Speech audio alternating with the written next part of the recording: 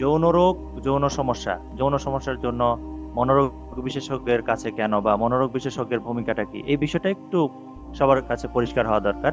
প্রথমে আমরা একটা বিষয় ভালোভাবে বুঝে নিব যে যৌন রোগ এটা কিন্তু আলাদা জিনিস, আর যৌন সমস্যা এটা কিন্তু আলাদা জিনিস।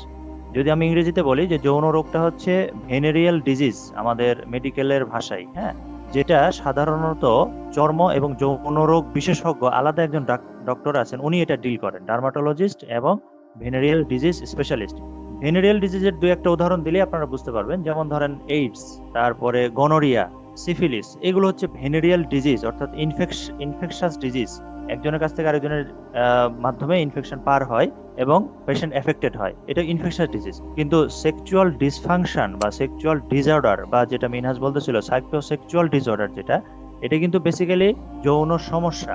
তো এই যৌন সমস্যাটার পিছনে কিন্তু মানসিক কারণ যেমন জড়িত, সামাজিক কারণ যেমন জড়িত, এনভায়রনমেন্টাল বা পরিবেশগত কারণ যেমন জড়িত, অ্যাজ ওয়েল অ্যাজ বায়োলজিক্যাল বা কিছু হরমোনাল কারণও জড়িত। সো এখানে যৌন সমস্যা যেটা, অর্থাৎ সেক্সুয়াল ডিসঅর্ডার বা সেক্সুয়াল ডিসফাংশন, এটা কিন্তু একজন সাইকিয়াট্রিস্ট, একজন হরমোন বিশেষজ্ঞ, তারা কিন্তু ডিল করতে পারেন। কিন্তু যৌন রোগ যেটা, সেটা কিন্তু চর্ম যৌন রোগ বিশেষজ্ঞ উনি কিন্তু ডিল করবেন।